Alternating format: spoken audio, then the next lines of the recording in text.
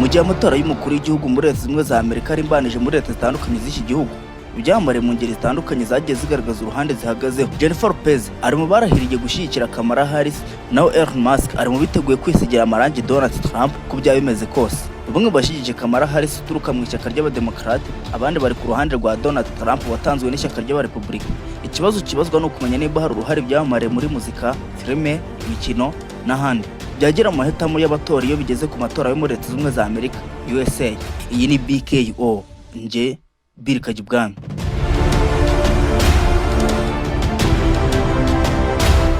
Abademokarate bamaze igihe kirekire bafite icyizere cy'uko ibi byamamare byagira icyo bikora, cyane cyane icyizere cyiyongereye kuri Donald Trump.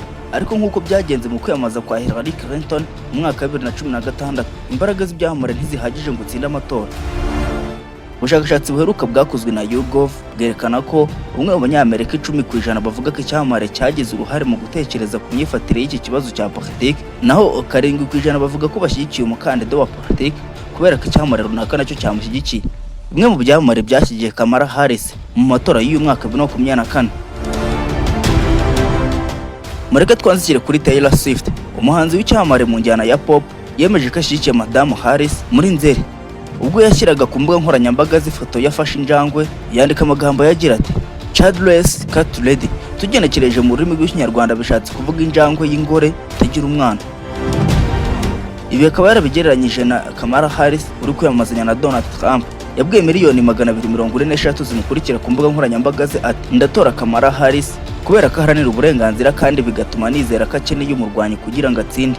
Ntekereza ko ari umuyobozi w'umuhanga ushoboye kandi nizera ko dushobora kugera ku bintu byinshi kurushaho mu gihe igihugu cyacu cyahisemo. Mu kumusubiza bwana Donald Trump yavuze ko Swift bishoboka ko ibitekerezo bye yazabyishyura.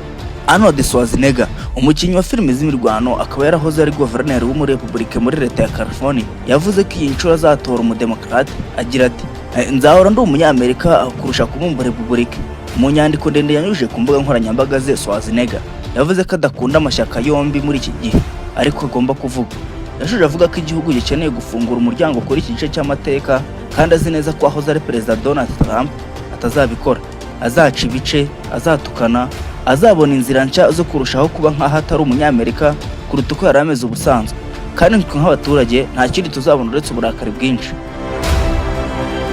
Jennifer Lopez, uyu ni umukinnyi wa filime akaba n'umuririmbyi, yagaragaje ko ashyigikiye Kamala Harris mu kwiyamamaza. Yaneze amagambo yavuzwe na Donald Trump ubwo yiyamamarizaga i Puerto Rico, ubwo yavugaga ko iki kirwa kireremba imyanda. Lopez yabwiye amushyigikiye ko ari umunyamerika kandi akaba umukobwa wishimye n'umuhungu wa Puerto Rico. Uyu ni umunyamuziki wa pop yagaragaje ko yagarutse mu rugo muri Amerika akurubutse i Paris aje gutora Madamu Harris. Uyu muhanzikazi w'imyaka 66 yanditse ku mbuga nkoranyambaga ze ati Paris yari nshimishije cyane, byari bigoye kuhava, ariko byabaye ngombwa ko ngaruka iwacu mu gutora Madamu Harris kugira ngo abe perezida. Byose yagaragaye mu bikorwa byo kwamamaza umudemokrate Houston muri Texas mu kwezi k'Ukwakira, abwira abari mu matora ati tugomba kuririmba indirimbo nshya. Iki ni icyamamare cyavuze ko kitabira ibikorwa byo kwamamaza nk'icyamamare ahubwo cyaje nk'umubyeyi. Yongeye ati umubyeyi wita cyane ku isi, abana banjye ndetse n'abacu bose batuyeho. Isi dufite umudendezo wo kubura imibiri yacu aho tutazacibwamo ibice.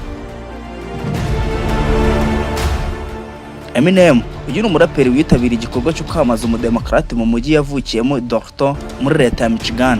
Eminem yabwiye imbaga yari yitabiriye ahantu ati Harris ashyigikiye ejo hazaza h'igihugu, aho ubwisanzure bwanyu buzarindwa kandi bugashyigikirwa. Billie Eilish, Jennifer Aniston, Samuel L. Jackson, Spike Lee and Cher bari mu byamamare byagaragaje ko bishyigikiye Madamu Kamala Harris. Madamu Kamala Harris si we wenyine washyigikiwe, kuko hari n'abandi bafite amazina manini barahiriye kuzambarira ndetse no kwisigira amarangi bwana Donald Trump.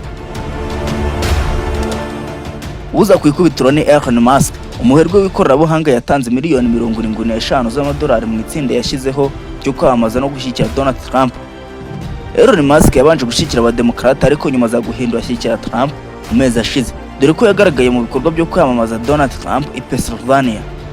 Muri ibyo bikorwa byo kwamamaza, Musk nyiri Tesla ndetse na SpaceX yagiye imbere y'imbaga yari yaje aho ngaho, maze avuga ko amatora ya Trump agomba kuyatsinda. Harry Hogan, iki ni ikirangire mu mikino yo kurwana izwi nka wrestling, ndetse n'umwe mu byamamare byagerageje kugaragaza ko byishimiye ndetse binashyigikiye Trump, aho yagaragaye mu bikorwa byo kwamamaza New York mu kwezi gushize.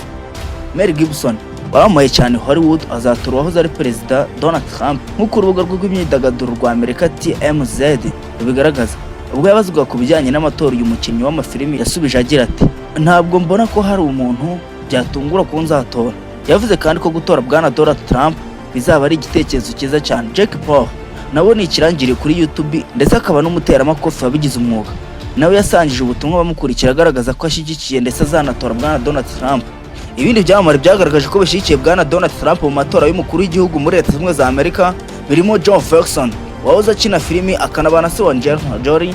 Hari kandi na Tesla Graham, umunyamuziki Kid Rock ndetse n'abandi. Dennis Quaid, umukinnyi wa filimi y'umunyamerika uzwi cyane muri filimi zirimo nka The Parent Trap, The Day After Tomorrow, mu ijambo yavugiyeho Trump yiyamamarizaga i Coachella muri California mu kwezi k'Ukwakira yabwiye imbaga yari arahote igihe kirageze ngo duhitemo uruhande. Tuzaba igihugu gishyigikira itegeko nshinga cyangwa TikTok, tuzaba igihugu cy'amategeko n'amabwiriza cyangwa imipaka yagutse. Iyi ni BKO nje birikajya ubwami.